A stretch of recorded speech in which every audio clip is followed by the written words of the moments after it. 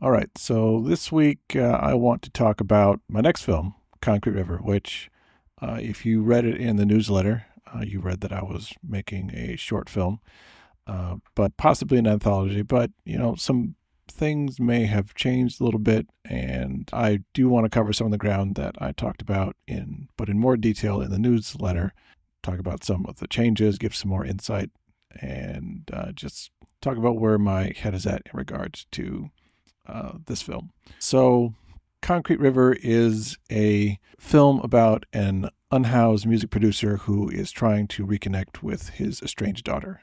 The way that he wants to reconnect with her is by remixing a song, the last song that they made together, and then giving it to her for her birthday that's coming up.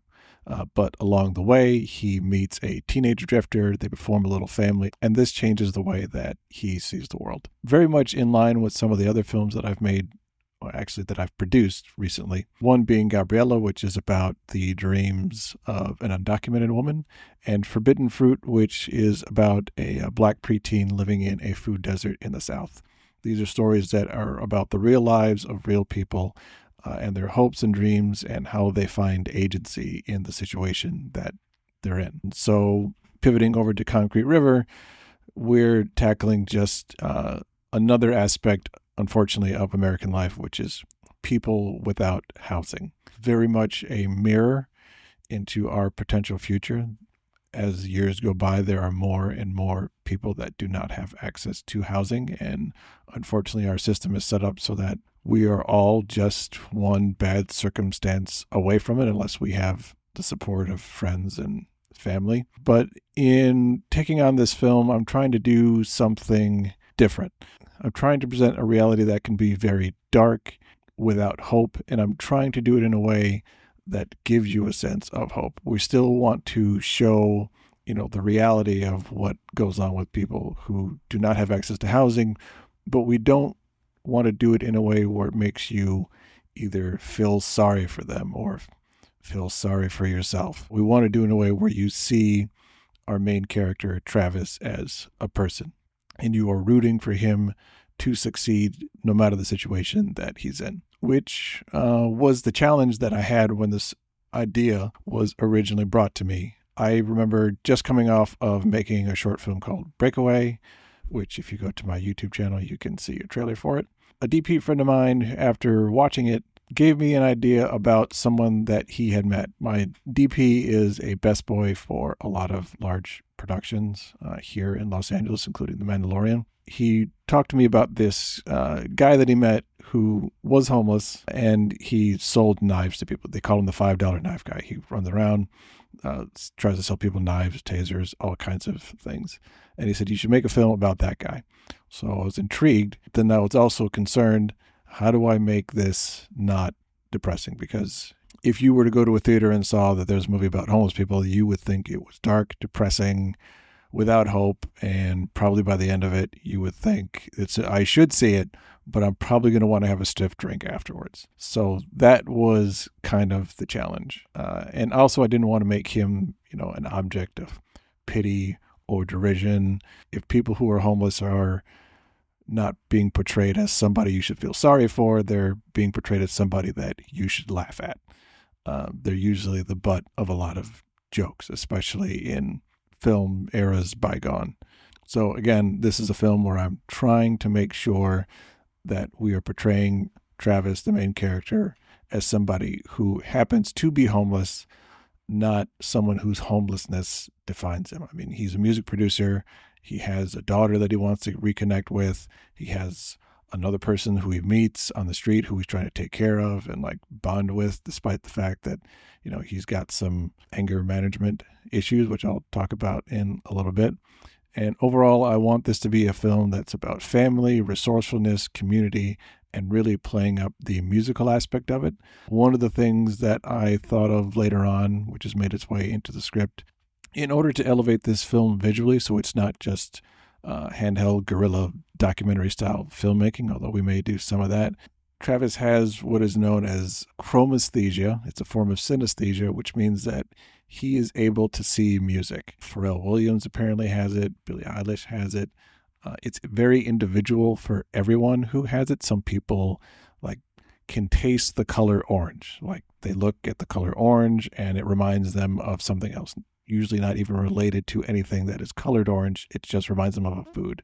Or when music plays, they see like little lights, sometimes colors.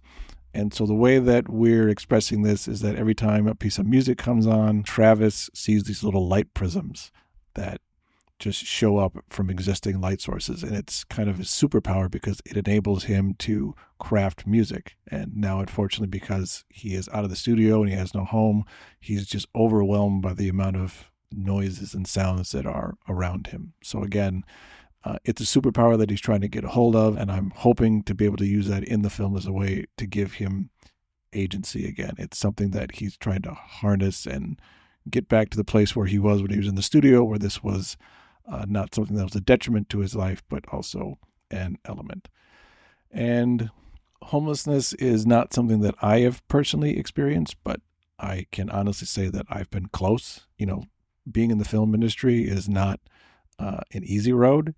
And sometimes, especially when I was still finding my way, there were some moments where I was like, I am not sure how the rent is going to get paid this month. I was afraid that no job was going to come in and that I was going to have to find some way to survive. I don't know if that meant like sleeping in the car or hitting up friends and be like, can I stay on your couch?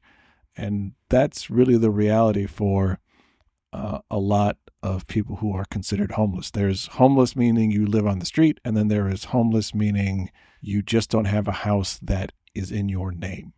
Like you were staying with a friend, you're couch surfing. And that's the majority of people are doing that. The people who live on the street, I know they like to say that they are mentally ill, and that is definitely the case for some of them. But there's also a good amount of them who just don't have a support system. The thing about, especially a place like California, a lot of people here are transplants. And if you're just getting your feet underneath you and you're a transplant, you don't really have a network to support you. So when you get into trouble, what do? If you have a car, you go sleep in it. If you don't have a car, you get a tent and you find somewhere and you hope that things turn around. A lot of people who are unhoused work jobs and they just don't have enough to be able to afford an apartment. And of course, living on the street does take a toll on your mental health. So if somebody got themselves into a situation where they have no support system, they're still trying to work and they're still trying to stay alive by living on the street. If that situation does not improve, because again, our system is not really set up to help people improve, or the nonprofits that are there, it's hard to reach people, that just continues on and your mental health deteriorates. Part of building the character of Travis did come from my personal experience with my mom. She's not mentally ill, but she does have mental health issues that she has not addressed. She comes from that generation where they don't believe in therapy. They believe in just doing it all yourself or praying to God and just thinking that religion is a substitute for dealing with a professional. I don't know why. It's just the way it is.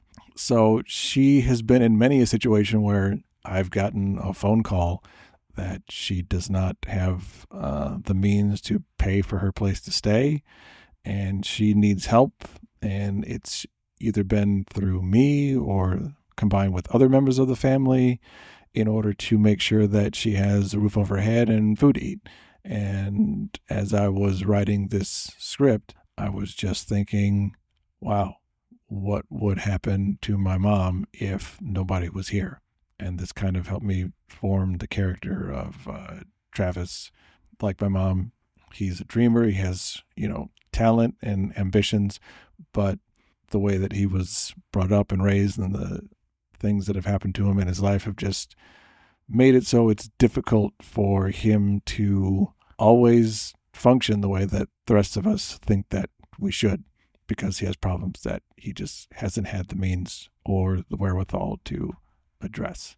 And so with that inspiration, this script took me a long time to write. I started writing it in 2019, and we all know what happened in 2020. And I was not in the headspace to start writing anything about homelessness or really any script because we didn't know whether we were going to be allowed out of our houses and to connect with other people. So if that's the case, how in the world are we supposed to even think about making a movie? It wasn't until, I think, 2022 that I actually started writing it again. It's gone through several rounds of revisions. I think we're on draft like 9 for the feature. We're actually on draft like 18 for the short. It's gotten several finalist considerations and some competitions, and the reviews of it have overall been really good. It's definitely like an art house feeling kind of piece that will do very well in festivals. So my DP had the idea of, hey, let's make a short. We had a budget made up for the feature-length version. It ended up being like $2.2 million. Obviously, I do not have access to $2.2 million. If anybody does, hey, hit me up. Let's talk. So my DP had the idea of, hey, let's make a short. Let's take it out to film festivals, and let's use that as a way to try and get that $2.2 million, however much we think that it'll be, so we can like attract some real big talent and make it like a real big movie, which I have been on board with and I've been pushing towards. My producer, Chris Hall, who actually shot Breakaway, has been putting the idea in my head that maybe you should also think about how do you make this on a lower budget. Maybe not necessarily no budget. There's a lot of things that are going into this movie. I mean, first of all, you have to build an encampment and make it look realistic, and that costs money. And then there's obviously the special effects part of the synesthesia, chromesthesia, those light prisms. Somebody has to build those. That's not cheap. So with all that being in mind, I'm doing a bit of a thought exercise of, okay, if I was going to shoot this for, let's say, $150,000 to $200,000, what would that look like? So I'm going through that right now in order to see if it's actually feasible. I did hire a couple of casting directors in the latter half of 2024 who have been looking at not necessarily like big name talent, but recognizable faces. People that you've seen before. One is Corey Hardrick, who is Tia Mowry's ex-husband, and he's been doing a bunch of stuff. He's kind of rising up, and he was a lead in a TV show that I forget the name of. The other one is Thandie Newton's daughter, who's going to be in the How to Train Your Dragon movie that's coming out, the live-action one. I know the script has been sent over, but I haven't heard back whether they're actually interested or not. At least the short script has been sent over. We haven't really sent over the feature because the plan, again, was to make the short first and try to use that as leverage to make a feature. We also are in touch with the musician who was my dream musician. Her name is Lexa Gates. I think she's got like 500,000 listeners on Spotify. She raps and she sings, and she was the perfect combination of the two skill sets that Travis would have his daughter do while they were making this song. Somebody who can rap, somebody who can sing, somewhere along those lines. And it really sets up a really unique sound and soundtrack that we could use as not only a marketing tool, but just a way to set the film apart from the subject matter that we're covering. And speaking of music, just a personal thing that I do is whenever I have an idea for a movie, I build the soundtrack that I will listen to while I'm writing it. A lot of people don't do this. Some people do, but at least for me personally, I need to hear what the movie will sound like musically, and then that will put me in the right mind frame in order to go write the movie. So I built like a 50-song soundtrack, some of it being like the actual soundtrack, like the music that you could potentially hear, or at least similar, and some just being the instrumentals that you would hear while there's, a dialogue scene. So I comboed both of those together. The influences for that being the movies After Sun, Sound of Metal, and Hustle and Flow are the three comparables that we're using. So I took some songs from those movies and then used Spotify's algorithm to like find others. And actually Spotify's algorithm helped me find Lexa Gates, which I was like, wow, that's a song. That'll be great if I could get her to be in the movie. And lo and behold, my casting agents are talking to her right now. And so, I have a DP, I have a producer, and we're in the beginning of trying to put our plan together to make the short. And I'm also looking for other people to assist, because with a film like this, it's kind of like Sing Sing in that you need a nonprofit or several nonprofits that you collaborate with in order to really get the word out, because just putting it in the theater, no matter who really the talent is, that's not enough on its own. So I've started to reach out. I'm trying to find an impact producer who will help me do that outreach just so we can build a coalition. I do have fiscal sponsorship with the Multiracial Association of Southern California. So any investment that I do get can be given as a tax donation instead of like a straight investment, which means they are not expecting to recoup the money that they give. They're basically giving it to charity. You're giving it to charity on your behalf, and then that charity takes a little percentage out and they give it to you, which I believe is what Sing Sing did. And so as we're putting this plan together, and obviously as not only the election, but just looking at the general temperature of the industry and corporations and distribution, I'm just noticing that, well, I'm not noticing now. I've been noticing that things are changing. I noticed when the strikes happened that a lot of the first shows to get canceled post and during the strike were shows by Black people. Those were some of the first ones to get their deals canceled. And even Issa Rae was walking into meetings saying how hard it was to get the mostly white executives to accept her ideas and to want to finance them. And so the real options for an indie like this are to, well, A, have access to several $1 million, which I personally don't. B, try and partner with somebody like an A24 or a Neon or something like that and try to get them to promote the movie, which may or may not happen. And the thing that I also have to look at is that I've produced a lot of things. I've directed some shorts. I don't have a feature in the wings. So essentially I am an unknown. So I kind of have two roads ahead. Do the short and hope that it impresses somebody so much that they consider that as proof of enough work that they will work with me to work with the team in order to raise the amount of funds required on, a studio low budget of $2 million. And the only people who are really doing that right now are the A24s and the Neons. A24 and Neon, they're not doing like the stories like the Moonlights, the ones that are more grounded. They want to do something that, takes a more relaxed view of reality, I guess is the best way to put it. They'll still be great, but I just have a feeling that a movie like this is kind of outside of the realm of what they're trying to do. And a lot of the ones that they're doing now are things they develop in-house. So I would have to somehow get in-house with them and get them to agree to make this movie, which could or could not happen. But I think, like my producer Chris brought up, it's a good thought exercise to see if it is possible to make this movie on a lower budget, between $100,000 to $200,000 or less. That would include the development, the post-production, and also you have to keep in mind something for the marketing as well, because a movie like this, you really have to market and find what are the right avenues to market it.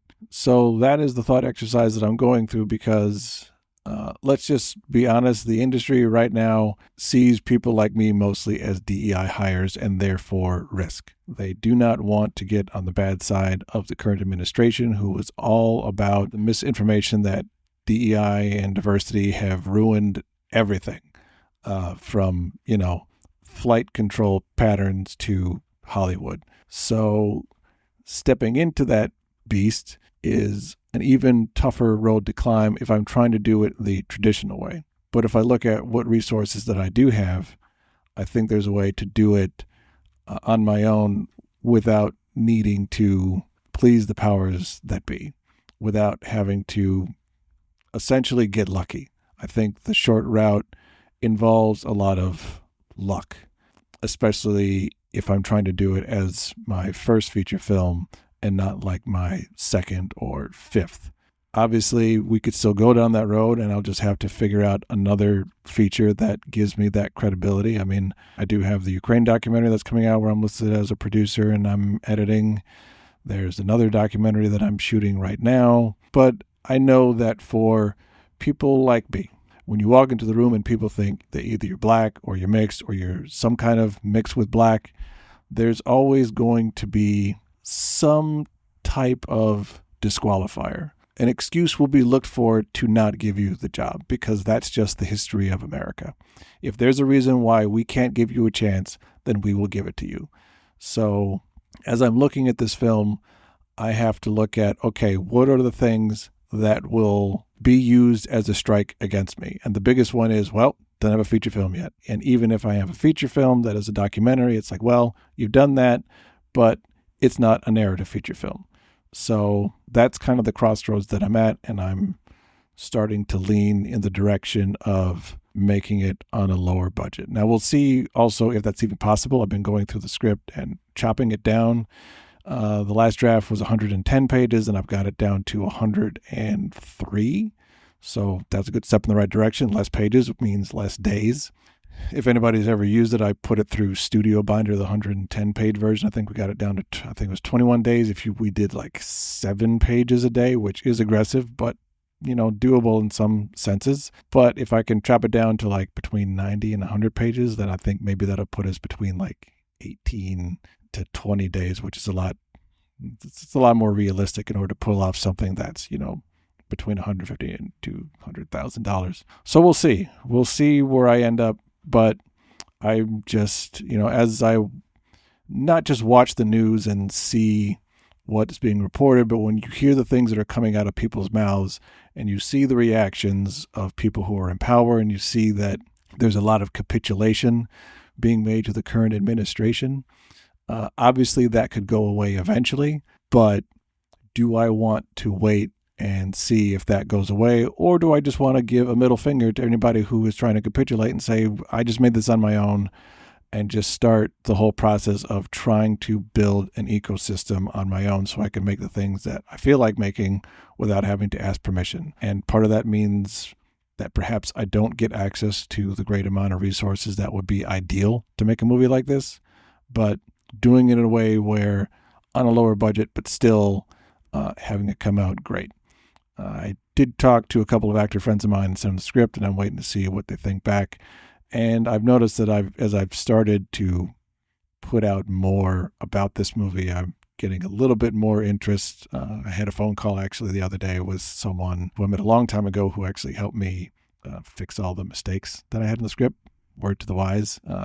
Go through your script and make sure there's no grammatical errors. And she gave it to a couple of people who were interested in possibly producing, or maybe there can be some financing involved. So we'll see. We'll see what happens, but we'll see what happens with me going through this exercise of trying to chop it down, both lengthwise and budget-wise. And I think at the end of the day, I'm leaning in that direction of just doing it the way that I can versus trying to get lucky. I mean, I do have a fair amount of contacts in the industry, but those contacts are going to be loath to try and produce a movie like this at the budget level that we were given originally of like $2 million.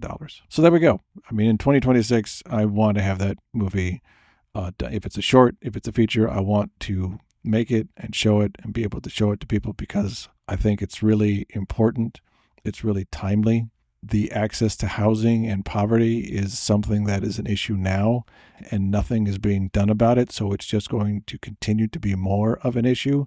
And part of the problem is that the people who are suffering the most from it are portrayed like it's their fault and they're just crazy and we should do nothing to help them because we can't. And the reality is that we're all just one bad misstep away from being homeless. So we might as well try and fix the issue now so we can actually have a better society where this doesn't have to be an issue. I came from living in Denmark, where that is the place where homelessness really is a choice, because there are so many social systems set up so that way you really have to want to be homeless to be homeless. I think I saw like 3 people that were homeless in the 4 years that I lived there, because if you are out of a job, you get money to pay your housing.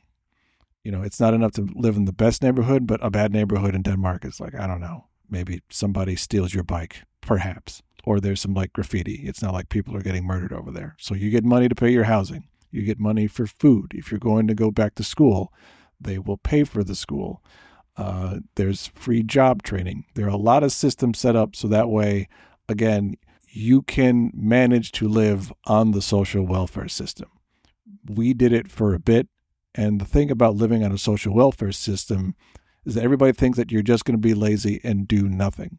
And sure, there are probably a few people that do that, but most people who do it, first you take a little bit of time off. You're just like, I lost my job. I'm just going to reset, figure out what's what. I'll do this for a while. But eventually you're like, you know what? I want to do something. I'm kind of bored. I want to try something. Actually, the thing that my mom did that was starting to get successful, but she got too impatient to see it through, which she decided while she was taking a break and collecting social welfare and using that to pay the basic bills. Once the basics were taken care of that way, she thought of a business. She was going to start a restaurant, but that became too cost prohibitive.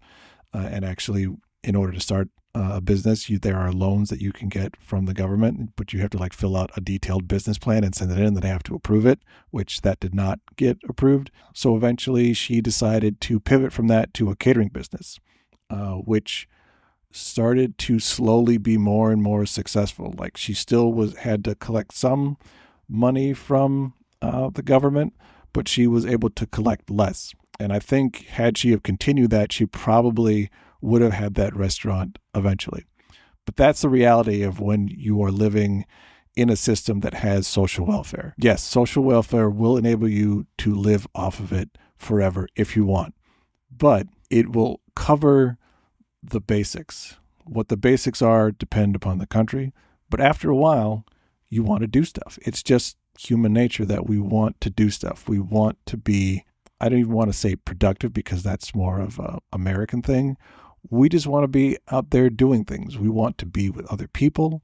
We want to be working on something. It's just the way that we're wired. And our system is set up so that you can't actually do the thing that you want to do because you're too busy trying to survive. So it actually lessens innovation to anybody but, people who are well off. And that makes the country worse. Now, I'm not saying that Denmark is a hub of innovation because I have no idea. I was a teenager while I was living there and I was too busy going out to clubs and partying and studying. But when the option is there, it just makes for a better society overall. And what I hope to do with Concrete River is to shine a light on the fact that people who are living in what America considers the worst situation are still people. They still have hopes. They still have dreams. They have talents. They have things that they could do and they can contribute to society. We're just not giving them the chance. We're setting them up to fail. And by doing that, we're setting ourselves up to fail. So that's what I'm hoping this film will bring to the world. So we'll see how it works out. I'll keep everybody posted about it. If you do want to see a little bit more about it, you can go to the website concreterivermovie.com. And I will be speaking more in depth next week about the issue of DEI in the industry. The idea that anybody who's not an old white dude, because apparently that's all who is able to make movies right now, is a DEI hire, and how that is influencing the way that movies are made and sold, and it is ruining it. It's just a recipe for disaster. So I'll talk more about that next week. Thank you for listening this week, and I'll talk to you later.